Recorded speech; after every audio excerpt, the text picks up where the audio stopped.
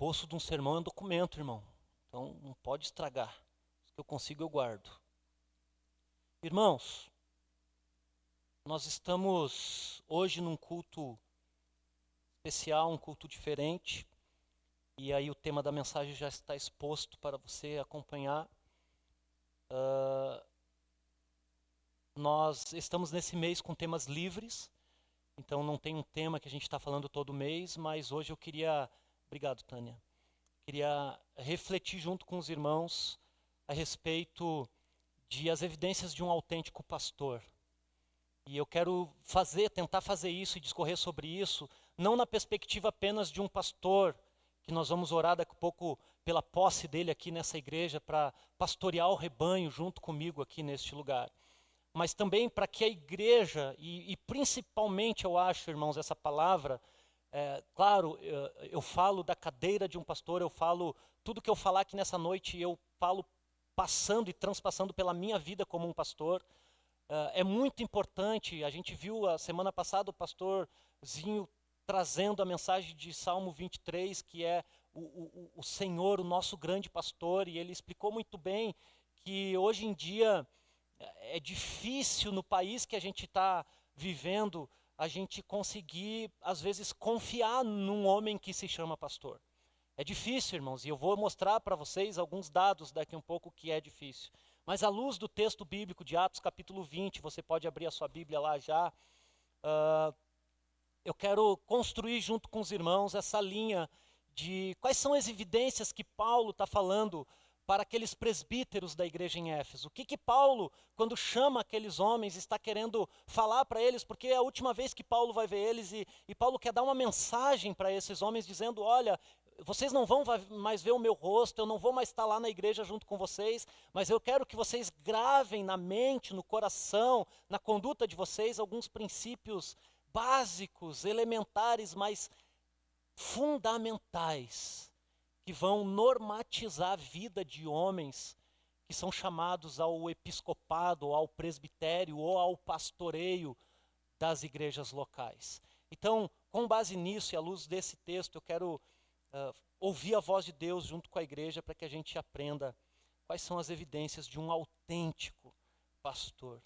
Atos capítulo 20, verso 13 ao 24, assentados como estamos, mas em reverência, acompanhe o texto bíblico. Quanto a nós, fomos até o navio e embarcamos para Assos, ou Assos, enfim, onde iríamos receber Paulo a bordo. Assim, ele tinha determinado, tendo preferido ir a pé. Quando nos encontrou em Assos, ou Assos, Assos, né? Nós o recebemos a bordo e prosseguimos até Mitilene. No dia seguinte, navegamos dali, chegamos a defronte de Quio. O outro dia, atravessamos para Samos e um dia depois, chegamos em Mileto. Ufa. Paulo tinha decidido não aportar em Éfeso para não se demorar na província da Ásia, pois estava com pressa de chegar em Jerusalém, se possível, antes do dia de Pentecoste. De Mileto, Paulo mandou chamar os presbíteros da igreja de Éfeso. Quando chegaram, ele lhes disse, vocês sabem como vivi tanto tempo em que estive com vocês, desde o princípio, desde o primeiro dia em que cheguei à província da Ásia, servi ao Senhor com toda a humildade e com lágrimas, sendo severamente provado pelas conspirações dos judeus. Vocês sabem que não deixei de pregar-lhes nada que fosse proveitoso, mas ensinei-lhes tudo publicamente e de casa em casa. Testifiquei tanto a judeus como a gregos que eles precisavam converter-se a Deus com arrependimento e fé em nosso Senhor Jesus. Agora, compelido pelo Espírito, estou indo para Jerusalém, sem saber o que me acontecerá ali. Só sei que em todas as cidades o Espírito Santo me avisa que prisões e sofrimentos me esperam. Todavia, não me importo e nem considero a minha vida, de valor algum para mim mesmo, se tão somente puder terminar a corrida e completar o ministério que o Senhor Jesus me confiou, de testemunhar do Evangelho da graça de Deus. Pai, em nome de Jesus Cristo, Pai, nós precisamos ouvir a Tua voz. E não temos dúvida que o Senhor fala através das Escrituras.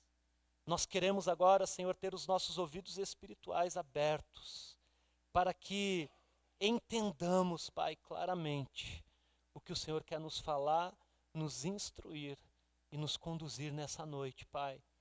Nessa vida, Senhor, ministerial entre pastor e igreja, igreja e comunidade, igreja e cidade, através, Senhor, da pregação do Evangelho, Senhor. Ministra-nos, Deus, ministra-nos de acordo com a Tua vontade. É o que nós clamamos, Deus, em nome do Senhor Jesus. Amém e amém.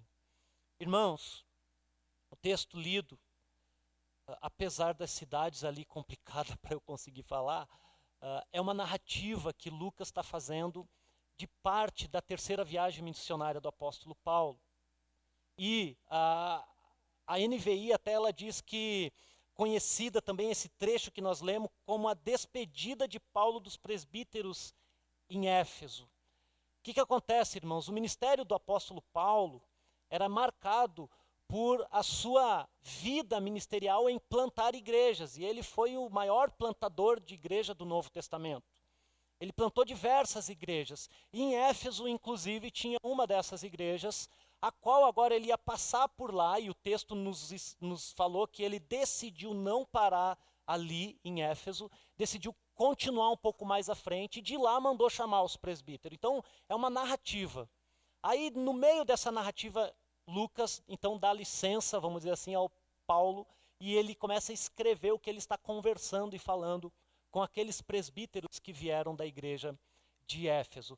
Bom, a primeira coisa que eu queria trazer assim para os irmãos é que o significado da palavra presbítero.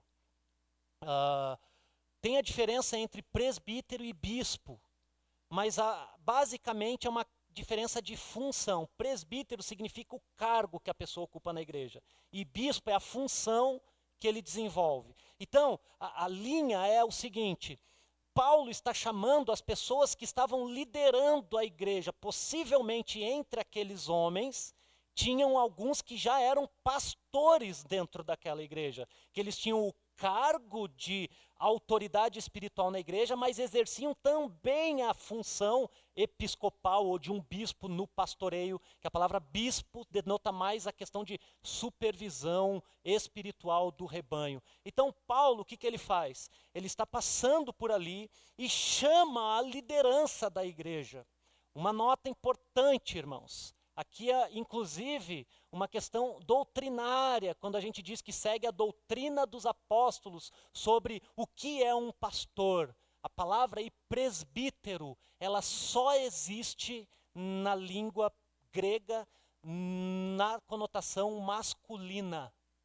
Não existe a variação dessa palavra no feminino. E daí você dizer, ixi, a Bíblia é machista. Não. Deus é soberano, eu prefiro escolher assim. A Bíblia não é machista. E Paulo e os apóstolos elegem presbíteros e bispos na igreja, que são homens que lideram a igreja.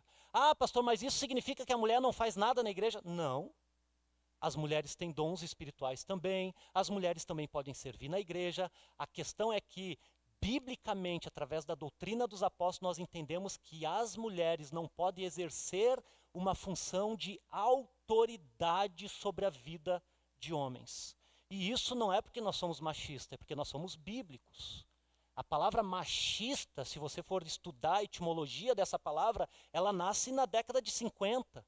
A gente já tinha 1950 anos da Bíblia escrita, principalmente do Novo Testamento, se contar o Antigo, muito mais tempo do que isso. Então, só uma nota que a liderança que Paulo chama são homens imbuídos de autoridade do Espírito Santo que vão administrar e pastorear a igreja que é do Senhor Jesus.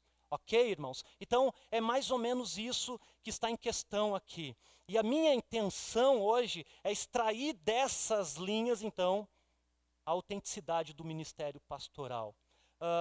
E eu fico preocupado quando eu penso num pastor de igreja, porque, primeiro, eu sou um, e segundo, eu vivo num país que abre igreja todo dia, e para uma igreja abrir tem que ter um pastor.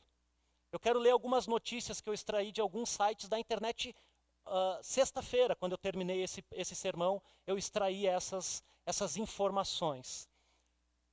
Milton Ribeiro é preso pela Polícia Federal.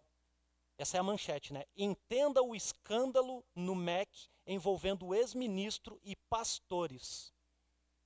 Essa fonte é da BBC News, 22 de julho de 2022. Se você for lá na BBC, no site BBC News, vai estar essa Milton Ribeiro.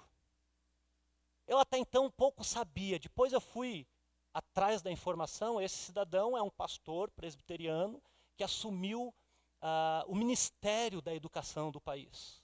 E se envolveu num escândalo envolvendo dinheiro, que envolvia não só ele, mas outros pastores, e isso causou a demissão dele do cargo de ministro. Não quero entrar no mérito. Inclusive, a gente diz assim, não, a pessoa que tem uma boa teologia, ela nunca vai cair em problema. Irmão, se tu for ver, eu estou falando porque isso aqui é uma notícia pública, isso aqui foi manchete, se você lembra muito bem e assiste jornais, foi manchete nos jornais. Esse Milton Ribeiro, ele é doutor na uma das universidades mais renomadas de teologia no Brasil, que é a Mackenzie.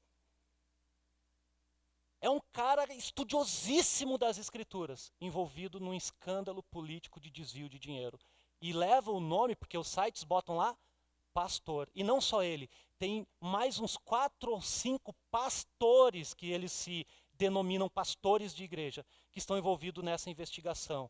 BBC News, 22 de junho de 2022. A segunda é essa aqui, ó, é um pouco mais para frente. Salto evangélico, preste atenção, irmãos, manchete também. 21 igrejas são abertas por dia no Brasil. Ponto. Vírgula. Segmento é alvo de Lula e Bolsonaro. O Globo, 18/9/2022. Salto evangélico no Brasil. 21 igrejas abrem por dia. Isso ano passado, irmãos. Setembro do ano passado. E a manchete termina. Este salto, ou esse crescimento evangelicalês, ou do evangelicalismo brasileiro, é alvo de Lula e Bolsonaro. Quem era Lula e Bolsonaro na ocasião? 2 oponentes políticos que queriam a presidência do país. O que eles olham? Nossa, os crentes estão crescendo, vamos trazer os crentes para nós. Essa é a ideia. E aí, me assusta porque 21 igrejas por dia significa 21 pastor por dia. Já pensou para parar e pensar depois de 1 ano quantos pastores nasceram no Brasil? A pergunta é, da onde que vem a autoridade e a autenticidade desses homens? Ou sei lá como a gente poderia denominar. Porque hoje a gente tem igreja evangélica gay, por exemplo, com pastores homossexuais. Estou aqui dando informação, irmãos, não estou dizendo se é certo ou se é errado, nós temos que ler isso se é certo ou errado à luz da Bíblia. Mas existe já. Pessoas defendendo que Jesus vai levar para o céu a pessoa que decidiu ser o que ela quer na sua origem sexual. Existe hoje no Brasil. Então não estou dizendo se eles estão certos, se eles estão errados, eu digo que nós aqui na IB da Paz precisamos aprender com as escrituras o que ela fala a respeito de um autêntico pastor. E a primeira evidência de um autêntico pastor está do verso 13 ao verso 17, é reconhecer os seus medos e limitações sem perder o foco. Irmãos, por que medo? Da onde que eu tirei? O verso 13 diz que Paulo preferiu ir a pé. Aí eu fui atrás disso, estudar o texto, por que Paulo preferiu ir a pé? Irmãos, alguns estudiosos, e a maioria deles concordam em duas questões. A primeira questão é, naquela região e naquela época, costumava fazer ventos fortíssimos que viravam embarcações. E alguns estudiosos da vida do apóstolo Paulo diz que ele era um mau marinheiro, ou seja, ele tinha medo do mar. Ele tinha receio, não que ele achava que morrer fosse um problema, mas ele ainda tinha um foco ministerial que ele diz, olha, a tendência de eu pegar esse barco e entrar aí vai dar ruim. Essa é a primeira linha. Tem outra gente que diz, não, ele preferiu ir a pé porque ele queria ir orando, caminhando. Irmãos, conhecendo a vida e o ministério do apóstolo Paulo ainda aqui por cima, a gente sabe que ele não precisa ir a pé para orar e para ter intimidade com Deus. Ele ia fazer isso dentro do barco, se fosse preciso. Então, a questão é que eles apontam que Paulo foi a pé, muito possivelmente que ele estava receoso do tempo que estava fazendo naquela situação e que o barco poderia. Tanto é que mais lá na frente ele encontra o povo, vai a pé, encontra o povo e entra no barco. E termina a viagem dele. Então, dentro disso que um autêntico pastor reconhece os seus medos, irmãos, a gente está diante do apóstolo Paulo. Um dos maiores homens de Deus que pisou na terra.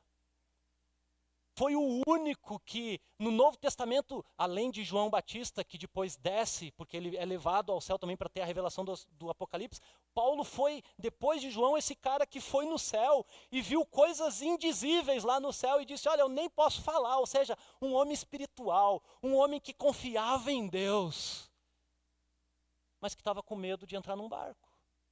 Ah, podemos afirmar que ele estava com medo? Não, irmãos. É a sugestão dos comentaristas. Nós apenas olhamos para o texto e diz, por que ele resolveu ir a pé e ninguém explica isso? Por que está ali isso no texto? Então a sugestão é, muito possivelmente, Paulo estava com medo de entrar naquele barco. A segunda lição, olha o verso 16. Aí diz, né, que ele foi a pé, depois eles navegaram, depois Paulo encontrou eles lá na frente. Aí o verso 16.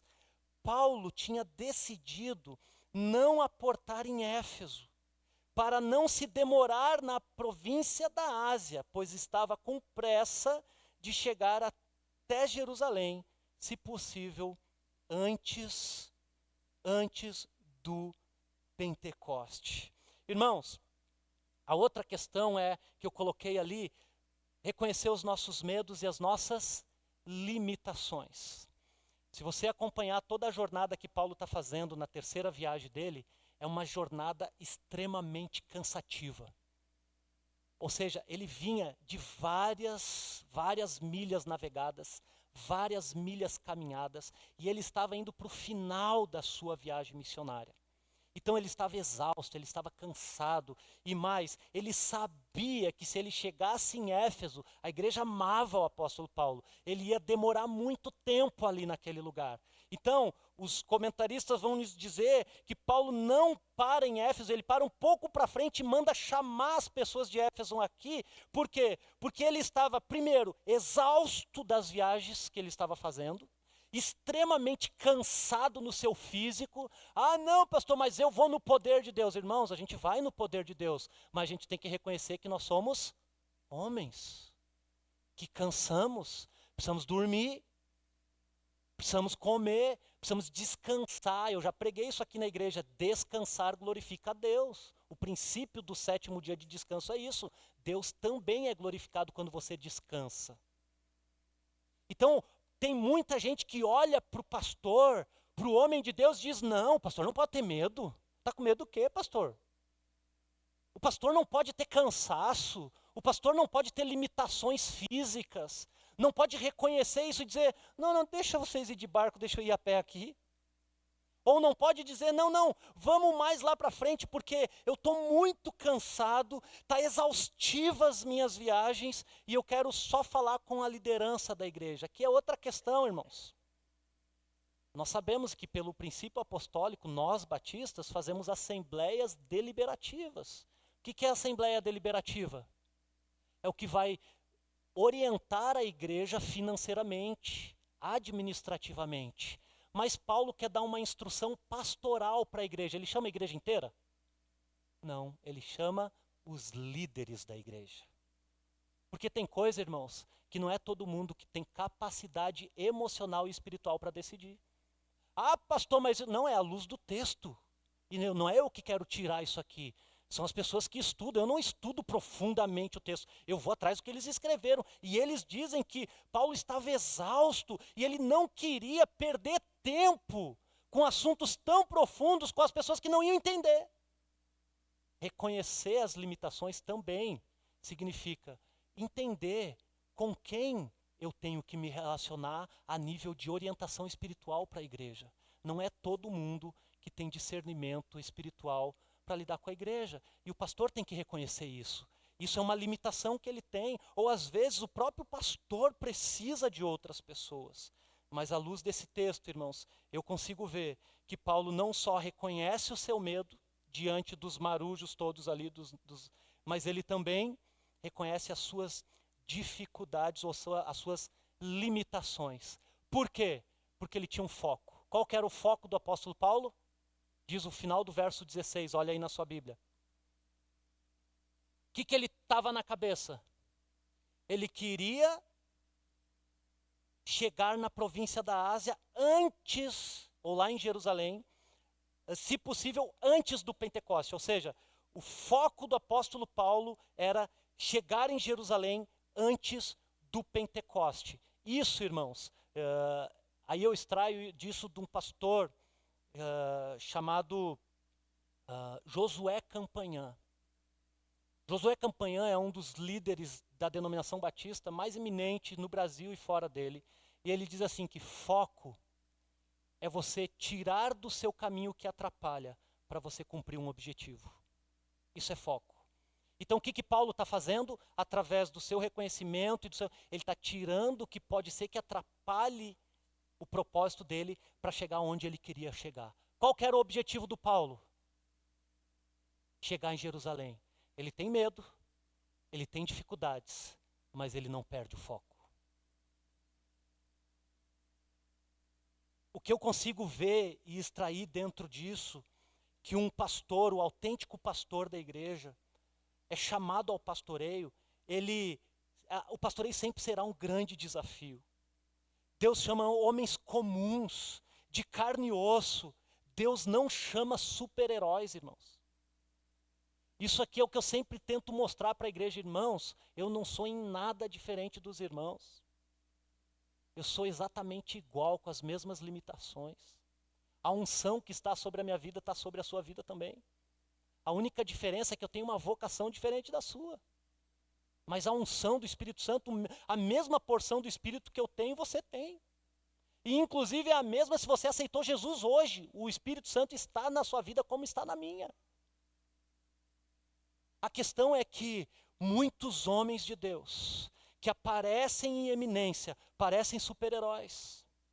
Como Paulo chama até mesmo em Gálatas e também em Coríntios de superapóstolos, pessoas invencíveis, pessoas que não têm medo, pessoas que não têm dificuldades. O foco do apóstolo Paulo era continuar a sua viagem, mesmo enfrentando o medo e a dificuldade. Um pastor autêntico reconhece seus medos e limitações, mas nunca perde o foco. Amém, irmãos? Esse é o primeiro ponto. E em segundo, pastor, o que um autêntico pastor é capaz de viver, né? Eu diria assim. Verso 17 ao 21. Olha aí na sua Bíblia. De Mileto, Paulo mandou chamar os presbíteros na igreja em Éfeso.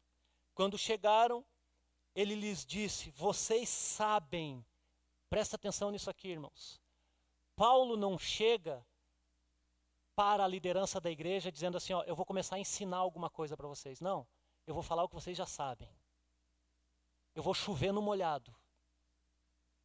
E o que ele vai chover no molhado? A palavra aí é testemunho. Vocês sabem, no verso 18, como eu vivi. O que a igreja tem que saber do seu pastor? Como ele vive. O que é quê, irmãos? Irmãos, eu falo isso aqui, vou abrir um parênteses aqui. Hoje a internet é uma bênção, mas ela pode se tornar uma maldição. Porque tem um monte de gente, inclusive pode estar sentado dentro desse auditório, que é pastoreado por pastores que você não conhece a vida deles. Você só ouve as palavras deles.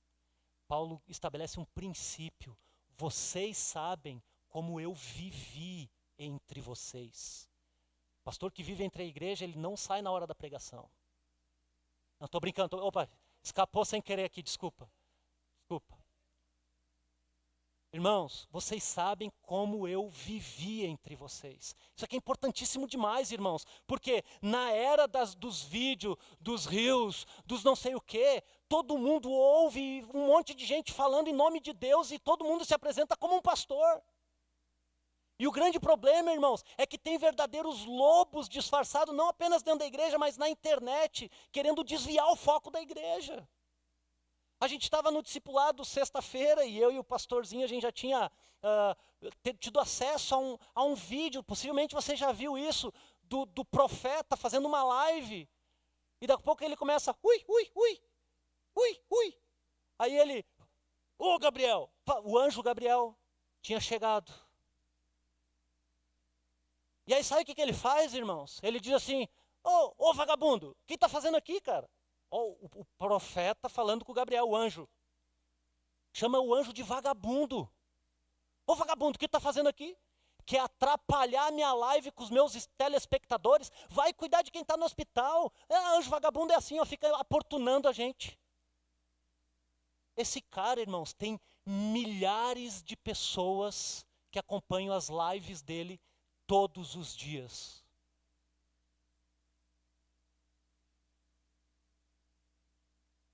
Olha o verso 18. Quando chegaram, ele lhes disse, vocês sabem como eu vivi todo o tempo que estive com vocês. Como que ele viveu, irmãos? Olha, acompanhe o verso. Desde o primeiro dia que cheguei à província da Ásia, servi ao Senhor com toda humildade. Essa palavra aqui, irmãos, tem a ver com a palavra que eu mais gosto quando se refere à humildade, é o que Paulo fala em Filipenses, que ele chama de kenosis. O que significa kenosis? Autoesvaziamento. Não dá para falar no português, é a pessoa que consegue se esvaziar de si para não ser. Essa é a palavra que está lá no grego, kenosis. E aqui, ser humilde é a capacidade de não ser o que as pessoas estão querendo que ele seja. Isso é ser humilde. O que Jesus fez para mostrar humildade? Abriu mão da glória. Ele é o Deus, ele abre mão da sua glória para encarnar. E diz mais Paulo, ser reconhecido em figura humana, irmãos. Imagina Deus, o Criador de todas as coisas, desce e encarna e é reconhecido num ser humano. O Cristo de Deus, e Deus é reconhecido, ele humilhou-se. O que Paulo diz para a igreja? Eu vivi entre vocês como um servo. Verso 19. Servi ao Senhor com toda humildade. E o verso 20, irmãos. Vocês sabem, novamente, vocês acompanham a minha vida, vocês acompanham o meu ministério, que não deixei de lhes pregar nada que fosse proveitoso, mas ensinei-lhes tudo, publicamente e nas casas. Irmãos, ele tinha uma vida que a igreja acompanhava, ele era humilde e servo, e ele pregava aquilo que edificava a igreja. Irmãos, isso aqui é a lição que os pastores têm que ouvir e a igreja precisa ouvir. Pastor não é só aquele que fala em nome de Deus, meus irmãos. Pastor não é só aquele que abre a Bíblia e começa a falar e ensinar vocês. Pastor é o que vive entre as ovelhas. Pastor é o que serve com humildade entre as ovelhas. E pastor é aquele que ensina o evangelho da graça de Jesus Cristo. Ponto.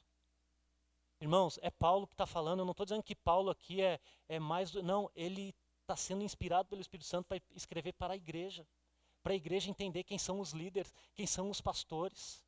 São pessoas de carne e osso? Sim. Mas são pessoas que dão um testemunho, e o testemunho delas não é quanto que elas têm na conta bancária. O testemunho dos pastores não é o carro que ele anda, a casa que ele mora ou a fazenda que ele comprou. O testemunho do bom pastor é a vida que ele tem no meio da igreja. O testemunho do pastor é o quanto ele é parecido com Jesus, o servo sofredor. O testemunho do pastor é aquele que prega a verdade que está nas Escrituras e não na verdade que faz as pessoas gostarem do que ele está falando. Irmãos, a mensagem do Evangelho e a mensagem de autoajuda é uma linha tênue. Tem um monte de gente abrindo a Bíblia com pseudo-autoridade pastoral, falando um evangelho de autoajuda. Mostrando para o ser humano que o que você precisa é falar palavras afirmativas. Irmãos, isso aí o Espiritismo faz igual. Não precisa. Eu lembro quando eu era criança, irmãos. Quando eu era criança, teve um período que a minha família frequentou muito a macumbaria. E eles falavam assim, não pode repetir mais do que 3 vezes o nome do diabo. Porque se tu repetir 3 vezes o nome do diabo, o diabo aparece na tua frente. Aí uma vez eu e meu irmão em casa, a gente brincando, a gente começou, diabo, diabo, diabo, diabo. Começamos a falar o diabo. O único que eu encontrei foi meu irmão na minha frente, irmãos. Mais nenhum. Porque, o poder das palavras, repete aí. O que tu fala tem poder, repete aí, repete. Nossa, eu ia contar uma piada muito ruim agora. Não vou. Irmãos, eu só não vou contar porque está gravado. Palavras repetidas não têm poder nenhuma. O poder está no Evangelho da graça de Jesus Cristo. Em mais nada. Não é palavras afirmativas. Olha o que Paulo está dizendo, irmãos.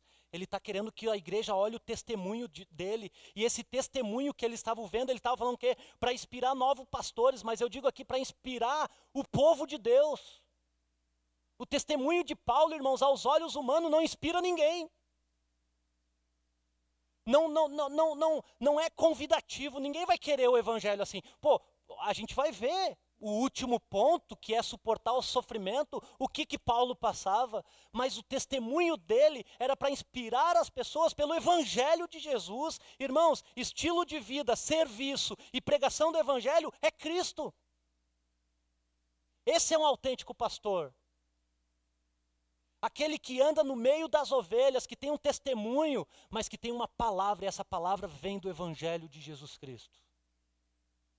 Esse é o autêntico pastor, que inspira as pessoas. E qual é o resultado desse testemunho, irmãos? Olha o verso 21 aí na sua Bíblia. O resultado, irmãos, é esse aqui, ó. Testifiquei, tanto a judeus como a gregos, que eles precisavam converter-se. O que eles precisavam, irmãos? Conversão. Qual que é o resultado do testemunho da vida do Paulo?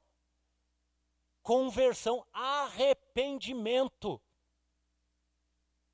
Irmãos, o testemunho de um pastor na igreja, se não está fazendo a igreja se arrepender dos seus pecados, ter uma conversão de vida e seguir no caminho de Jesus Cristo, é qualquer outra coisa, menos pastor essa pessoa. O que Paulo está querendo nos ensinar aqui é que o testemunho de vida de um pastor bíblico que vai liderar a igreja, ele tem que gerar arrependimento no coração das pessoas. As pessoas têm que sair da presença dele dizendo assim, eu preciso mudar de vida hoje. Eu tenho que parar de fazer isso aqui, eu não posso continuar fazendo isso aqui, porque hoje eu entendi que eu não vou mais fazer isso. Vou me converter. Não é 360, não é 180, vou sair daqui e vou vir para cá. Eu ia para cá, agora eu começo a ir para lá.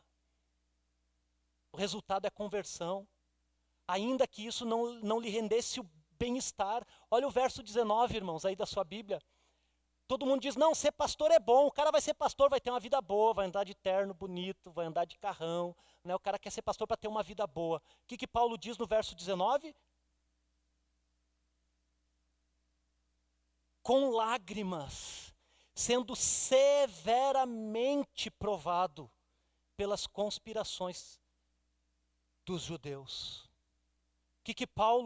Qual que era o bem-estar do Paulo? Qual que era o bem-estar do Paulo, irmãos? Chorar e ser provado, porque estava pregando o evangelho.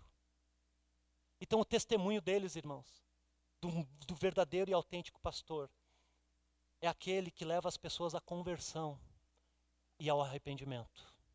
E não que leva as pessoas a ter dinheiro, ter carro, ter um bom casamento. Isso é consequência, irmãos. Quer ter dinheiro? Trabalhe. Quer ter dinheiro? Estude. A teologia da prosperidade deixou as pessoas preguiçosas. Porque em vez de estudar e trabalhar, ela só quer vir para o culto e pagar promessa. É mais fácil. É mais fácil eu dar 5 pila com aquela teologia de que tudo dá 5, Deus vai te dar 50. É mais fácil. Quer 50, vai trabalhar. Glorifique a Deus com a sua vida. O evangelho, irmãos, de Jesus Cristo nos tira do comodismo e nos torna pessoas capazes mentalmente. Então um pastor não é aquele cara que torna as pessoas dependentes dele. O verdadeiro pastor da igreja é aquele que faz a igreja caminhar com as suas próprias pernas. Esse é o evangelho de Jesus, que liberta as pessoas. O testemunho desse pastor, que inspira outras pessoas, é aquele que faz as pessoas andar pelas próprias pernas. Simon Kist, não sei das quantas lá. Como é que é o nome, Elzinho? Esse aí. Simon Steinmaker. Ele diz o seguinte: Paulo era ministro da palavra e não de pessoas. Irmãos, isso é profundo. Isso é profundo, porque tem um monte de pastor que assume o púlpito pensando em agradar as pessoas. Tem um monte de pastor que assume a tribuna para agradar o público. Pastor que assume a tribuna para agradar público, irmão, está desqualificado do ministério, porque o ministério pastoral é para pregar a palavra. Doa quem doer, incomode quem incomodar. Mas o rico vai sair da igreja, que vai embora. Mas seja por convicção de que ele não quer receber o evangelho da graça de Jesus. Mas o pobre vai sair da igreja, que vai embora também. Irmãos, eu sempre falei isso e uma vez falei e o pessoal gravou. No ministério de Jesus, irmãos, ele dificultava a entrada e facilitava a saída. Ele está pregando, as pessoas estão se convertendo, ele está curando multidões. E daqui a pouco ele fala umas palavras, o pessoal recebe aquela palavra meio atravessada. E os discípulos dizem, mestre, o pessoal está indo embora. Aí Jesus disse, meu Deus, vamos fazer um plano estratégico para as pessoas não ir embora. É isso que Jesus faz? Jesus olha para os discípulos que estão preocupados que as pessoas estão indo embora e fala o quê? Vocês não querem ir também? Vocês não querem ir no mesmo barco de todo mundo? A propósito, seguir a multidão que vai pelo caminho largo é fácil, difícil é seguir Jesus que vai pelo caminho apertado. Testemunho do autêntico pastor, irmãos, é o evangelho. Ele é ministro da palavra e não ministro de pessoas. Quem falou isso foi o Simon, esse aí. Esse era o legado do apóstolo Paulo. O legado do apóstolo Paulo era o testemunho da sua vida. Ele não era apenas um pregador. Ele era uma pessoa que vivia entre as pessoas com testemunho de vida. Esse é o verdadeiro pastor. Cuidado, irmãos, com os pastores que tu está ouvindo na internet, mas que tu nunca viu o cheiro do perfume dele. Falar bonito, irmãos, é fácil. Editado, melhor ainda. Pastor, irmãos, é aquele que anda com você nas suas angústias. Quem disse isso foi o pastor Jeremias Pereira. Um autêntico pastor é aquele que o seu testemunho inspira outros a também serem igual a ele. Humilde, servo de todos. Em terceiro lugar, qual que é o terceiro qualidade ou evidência de um verdadeiro pastor? Ele suporta o sofrimento. Irmãos, é muito legal. Uma vez eu estava assistindo o Valdomiro Santiago. E ele estava chorando. Eu não aguento mais. E foi legal, porque aquele vídeo replicou depois, porque ele não aguentava a pressão da igreja, da perseguição que ele tinha e tal, e as pessoas estavam perseguindo ele, né? Enfim, eu não quero entrar nos méritos. Eu fui tentado, irmãos, eu falei, não vou fazer isso. Eu fui tentado a pegar os dados de alguns pastores que são renomados aí, botar aqui, mas esse não é o objetivo. Eu falando da palavra para você, você vai olhar para esses pastores e vai identificar que eles não são pastores. Vai ver que tem um monte de gente que é charlatão. Ele está querendo usar o povo como manobra de enriquecimento ilícito. E hoje em dia, muitos pastores estão usando o povo para manobra política. Cuidado. Cuidado.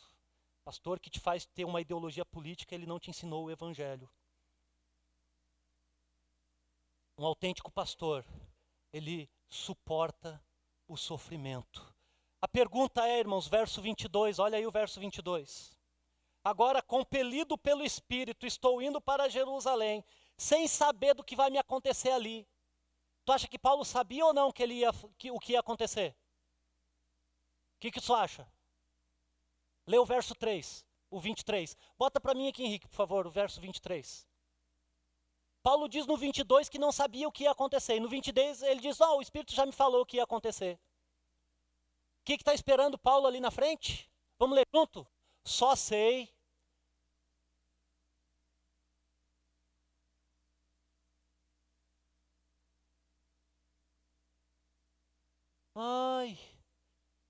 Deus enganou Paulo. Deus chamou ele para ter uma vida boa, andar de carrão. E agora no meio do caminho Deus começa a fazer ele ser preso e sofrer. Será que Deus enganou Paulo, irmãos? A pergunta que eu fiz é, o que Deus prometeu para Paulo por ele ser um pastor ou um presbítero ou um líder da igreja? Uma vida boa? Não. Eu vou convidar o Henrique, vai projetar aqui para mim Atos capítulo 9, verso 15 e 16. E marque isso aí na sua Bíblia. No momento da conversão de Paulo, Jesus fala através de Ananias no ouvido do Paulo. Paulo, eu vou te mostrar algo que vai ser maravilhoso para a tua carreira pastoral. Mostrarei a ele quem? É Jesus falando, a ele é Paulo. Atos capítulo 9, verso 16. Quanto ele deve sofrer pelo meu nome. Então Deus não enganou Paulo. Deus não engana ninguém, irmãos. E o 15? E o 16? Não, é o 15, né? Volta no 15. Aí, mas o Senhor disse a Ananias, vá, este homem é meu instrumento. Olha aí, quer ser instrumento na mão de Deus, irmãos? Quer ser pastor? Hoje é o convite ao pessoal que quer ser pastor. Vai ser instrumento na mão de Deus, escolhido para levar o meu nome perante os gentios. Olha só que nobre função, irmãos. E eu estou dizendo isso não hilariamente, é uma nobre função. Ele é instrumento de Deus, levar o meu nome, Jesus está falando, perante os gentios e seus reis, e perante o povo de Israel. Aí entra o 16. Mostrar a ele o quanto ele deve sofrer pelo meu nome. Irmãos, quem pregou o evangelho para você, ele disse que você ia sofrer ou ele disse que a tua vida ia melhorar e ia ficar 100% todas as coisas? Porque tem um evangelho dizendo por aí que você vai aceitar Jesus e teus problemas acabaram. Tu vai aceitar Jesus e começar a dar dinheiro lá para o pastor e você vai prosperar financeiramente. Tem um evangelho por aí dizendo isso aí. Que a bênção de Deus na sua vida é a riqueza, é tu não ter doença, é tu ter coisa boa. O que o Paulo está dizendo aqui? Que Deus falou para Paulo? Eu vou mostrar quanto ele vai sofrer por mim, para ser um meu instrumento, para ser um instrumento nas minhas mãos. Então Deus não enganou Paulo, irmãos. E Paulo estava convicto. Agora bota o texto lá para mim, Henrique, por favor. 2 Coríntios capítulo 11, verso 23. Eu faço questão de ler para os irmãos que Paulo não caiu numa armadilha, ele estava convicto que ele ia sofrer. E ele sofria com alegria, porque ele tinha convicção do seu ministério. São eles servos de Cristo. Paulo está falando dos falsos apóstolos na igreja de Coríntios. Eu, fora de mim, para falar dessa forma, eu ainda mais, trabalhei muito mais, fui encarcerado mais vezes, fui açoitado mais severamente e exposto à morte repetidas vezes. Próximo versículo, a gente vai até o 30. 5 vezes recebi dos judeus 39 açoites. 3 vezes fui golpeado com varas, uma vez apedrejado, 3 vezes sofri naufrágio, passei uma noite e um dia exposto à fúria do mar. Olha o currículo do Paulo, estive continuamente viajando de uma parte para outra, a gente viu isso agora, está acontecendo aqui em Atos. Enfrentei perigos nos rios, perigos de assaltantes, perigos dos meus compatriotas, perigo dos gentios, perigo nas cidades, perigo no deserto, perigo no mar e perigo dos falsos irmãos. Olha, o pastor tem que suportar os falsos irmãos também. Trabalhei arduamente, muitas vezes fiquei sem dormir, passei fome e sede, muitas vezes fiquei em jejum, suportei frio e nudez. Além disso, enfrento diariamente uma pressão interior, a saber, a minha preocupação com todas as igrejas. Quem está fraco, que eu não me sinta fraco. Quem não se escandaliza, que eu não me queime por dentro. E o verso 30, se devo orgulhar-me, que seja nas coisas que mostram a minha. Irmãos, esse tipo de texto tu não vai pegar na caixinha de promessa. Não pega. Não pega, esse aí não pega. Porque, irmãos, o cara melancólico, depressivo, que está querendo tirar a vida, se ele pega um texto desse aqui, ele... Por isso que, irmãos, Deus chama... Lembra que a gente está falando de pastor aqui? Paulo está dando seu currículo. E eu estou mostrando para você que Deus não enganou Paulo. Deus não fez uma pegadinha. Deus avisou, Jesus avisou ele que ele ia sofrer. E ele falou para as pessoas que ele sofreu. Ele está narrando o que aconteceu com a vida dele. Prisão, apedrejado. Quantas vezes tu foi apedrejado na vida, irmãos? Isso é o quê? Sofrimento. A questão é, irmãos, que Paulo afirma que quem que levou ele para Jerusalém? Compelido pelo Espírito. Olha aí na sua Bíblia, irmãos. Isso é importante você entender. Compelido pelo Espírito, diz o verso 22. Agora compelido pelo Espírito. E estou indo para Jerusalém, sem saber o que ia me acontecer ali. Só sei que em todas as cidades o Espírito me avisa que prisões e sofrimentos me esperam. Todavia, esse aqui é o texto clássico, eu amo esse texto, irmãos. Todavia, irmãos, um pastor que tem convicção de chamado, ele nunca mais abandona o seu chamado, nem mesmo diante dos sofrimentos, porque ele sabe, olha o verso 24. Todavia, não me importo e nem considero a minha vida de valor algum para mim mesmo, se tão somente puder terminar a corrida e completar o ministério que o Senhor Jesus me confiou, de testemunhar do Evangelho da graça de Deus. Irmãos, como que Paulo suportava o sofrimento? Como que nós pastores, viuzinho? Como que nós pastores vamos levar o ministério até chegar na idade do pastor Ayrton? Se eu passar da idade do Modesto, já estou bem.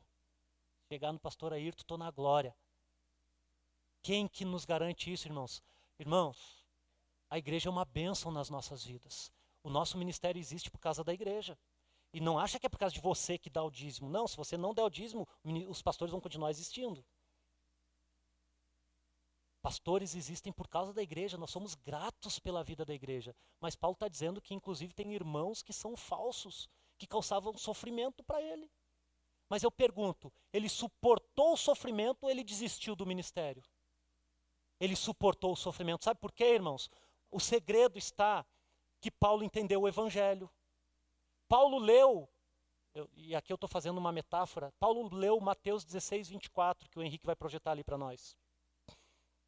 Você conhece esse texto, você já leu, você já ouviu ele, você já leu, você sabe o que está escrito aí. Paulo tinha lido esse texto aqui, ó. O que está escrito aí, irmãos? Vamos ler juntos? Então Jesus disse: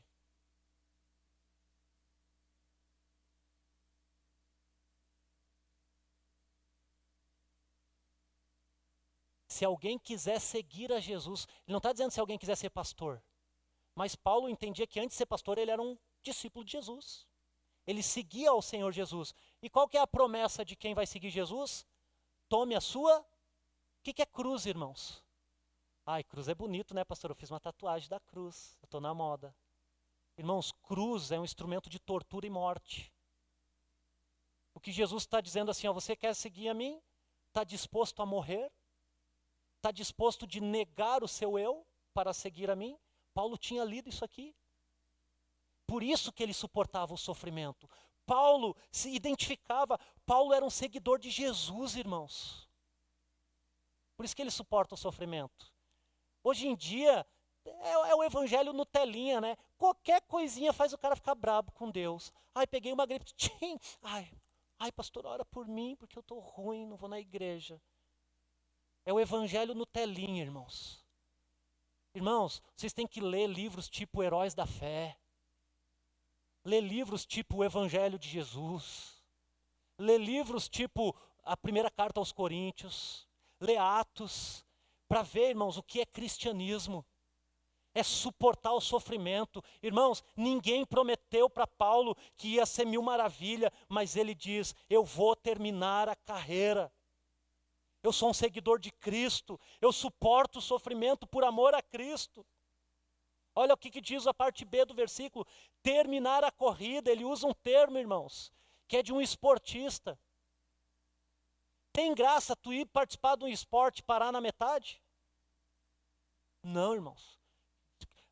Vocês viram que a moda agora é o pessoal ir para a Arábia, jogar lá com os árabes, né? Aí o Ronaldo fez um monte de gol e não foi eleito o melhor da partida. Só por não ter sido o melhor da partida ele ficou bravo. Porque, irmãos, o cara sabe que foi o melhor, mas alguém decidiu que ele não foi. Agora, tu imagina que ele ia parar no meio do jogo e dizer, não quero mais jogar. Faz gol aí, outro time. Faz gol aí. Irmãos, eu não sei você, mas eu gosto de esporte, eu sei que as pessoas são competitivas. O que Paulo está usando aqui no evangelho, na exposição de Lucas, é um termo de alguém que está preparado para fazer alguma coisa. Então não é o sofrimento. Você sabe que um atleta de alto rendimento, a vida dele física é curta. Jogador de futebol joga em alto nível, no máximo hoje até 34, 35 anos, que estão acima disso, são heróis. Param, viram, vocês já viram como é que está o fenômeno? Comeu todas as bolas de gol que eles fizeram. Então é assim, irmãos. A corrida eu tenho que terminar. O foco é a missão. Terminar o quê? Olha o que sustenta Paulo. Testemunhar o evangelho. Olha só, irmãos, eu anotei aqui. A proclamação do evangelho está antes dos anseios pessoais de Paulo. Então nós, pastores, irmãos, em primeiro lugar, está o desejo de continuar até completar a pregação do evangelho, antes dos meus anseios pessoais. Não que não seja bom tirar férias, não que não seja bom dividir o fardo, não que não seja bom ter uma equipe, tudo isso é maravilhoso. Mas um autêntico pastor, ele suporta o sofrimento. Um autêntico pastor obedece o Espírito Santo. Um autêntico pastor, os valores e prioridade dele são a de Jesus e não as suas. Um autêntico pastor vai até o final da sua missão, sem se preocupar com o seu bem-estar pessoal. Irmãos, eu falei aqui no começo que eu falo isso da cadeira de um pastor. Preciso dos irmãos a me ajudarem a ser um autêntico pastor. Nós precisamos dos irmãos para qualificarem o nosso ministério, para andar com a gente, para ver se a nossa vida tem testemunho, mas para isso você tem que fazer a sua parte. Você tem que fazer a sua parte como igreja, porque Paulo está informando a igreja, está informando os líderes da igreja e essa carta chega na igreja. Resumindo, irmãos, eu olho na perspectiva bíblica de um autêntico pastor e para os 21 pastores por dia que surge abrindo igreja, eu acho que são poucos que estão querendo realmente ser pastores à luz do Evangelho de Jesus Cristo. Mas e essa é a minha sugestão para nós, que a gente seja esses pastores que têm um testemunho, têm uma vida, que não tenha medo de expor as suas fraquezas, suas fragilidades, que não percamos o foco, que a gente possa suportar o sofrimento, porque é para a glória do Senhor que nós estamos trabalhando. É para a igreja do Senhor. Se a igreja é do Senhor, o que tem que ser pregado é a palavra do Senhor. Amém, irmãos? Então, eu tentei construir aqui com os irmãos que um autêntico pastor, ele reconhece seus medos, limitações, perdeu o foco. Tem um testemunho que inspira novos pastores. E é inspirativo, irmãos. Quando eu li Atos 20, 24 a primeira vez, eu disse, eu quero isso para a minha vida. Depois que eu fui entender o contexto todo, eu disse, eu continuo querendo. E ele suporta o sofrimento, sem perder o foco. Vamos orar, irmãos. Pai, em nome de Jesus. Tua palavra, Senhor, é o nosso guia. E hoje nós falamos aqui do pastoreio da tua igreja. Falamos aqui, Senhor, de o que é um autêntico pastor. Sim, Deus, tem muitas coisas que falam a respeito desse tema. Mas hoje nós vimos Paulo instruindo pastores da igreja e se colocando como um testemunho, se colocando e estabelecendo princípios de um pastoreio, colocando, Senhor, a sua experiência, a sua vida, Senhor, a luz do Evangelho, transpassado pelo Evangelho, para liderar os líderes da igreja. E aqueles homens voltariam para a igreja, iam pastorear as igrejas ali na região da Ásia, Senhor. São os presbíteros, são os pastores. A minha oração, Senhor, aqui nessa igreja hoje, que estamos desenvolvendo a função pastoral, eu, Senhor, o pastorzinho, Senhor, que vai ser empossado logo mais, que nós não percamos o foco, Senhor. Que o Teu Espírito Santo esteja nos guiando, assim como guiava o apóstolo Paulo. Que a gente seja fiel à proclamação do Evangelho. Que a gente não negocie, Deus, a Tua palavra. Que a gente não tenha a nossa vida, Senhor. Que o foco ministerial não seja o nosso bem-estar, mas que seja a pregação do Evangelho que vai causar um arrependimento e uma mudança na vida daqueles que escutam, Senhor. Em nome de Jesus Cristo, Pai, nós queremos pastores autênticos nos pastoreando, Senhor. Que a Tua igreja, Senhor, entenda que são fundamentais, Deus. São fundamentais e essenciais, Deus, para o desenvolvimento do ministério pastoral, Senhor. Deus, que essa igreja nos ajude, Senhor. Que essa igreja ajude seus pastores, Deus. E que a gente possa desenvolver a vocação que o Senhor nos deu, com temor, debaixo da Tua autoridade, Senhor. Essa é a minha oração, Senhor. Essa é a nossa oração como igreja. Fazemos a Ti em nome de Jesus, Pai. Amém e amém.